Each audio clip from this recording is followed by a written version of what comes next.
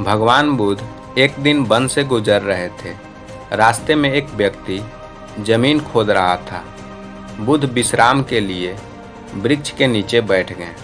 उस व्यक्ति को खोदते खोदते एक कलश मिला। कलश में हीरे भरे हुए थे।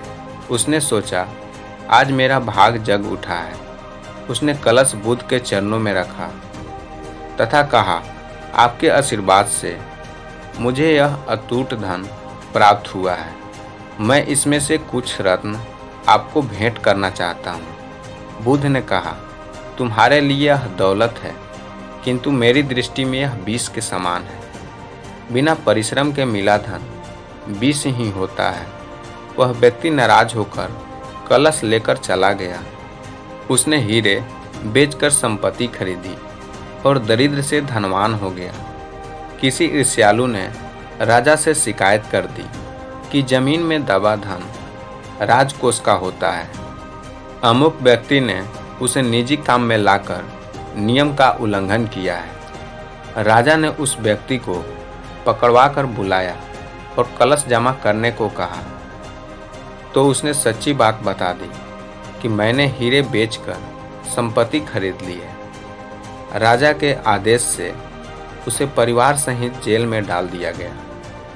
उसकी संपत्ति जब्त कर ली गई। एक दिन राजा जेल के निरीक्षण के लिए गए। उस व्यक्ति से भी मिला। उसने कहा, राजन, मुझे जब वह कलश मिला था तो बुद्ध वहीं थे। उन्होंने मुझसे कहा था कि इसमें रत्न नहीं विष भरा है। यह सुनकर मैंने उनका अपमान किया। आज जेल में रहकर मुझे अनुभूति हो रही है। उनकी बात बिल्कुल सच थी। बिना परिश्रम किए मिला विष ही होता है।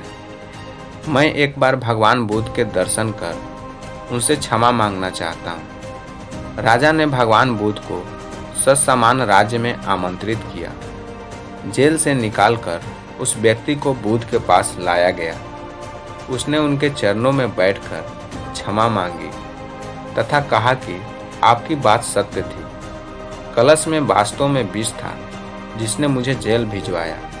बुद्ध के आदेश से राजा ने उसे जेल से रिहा कर दिए। उसने उसी दिन से परिश्रम से प्राप्त धन से जीवन यापन शुरू कर दिया।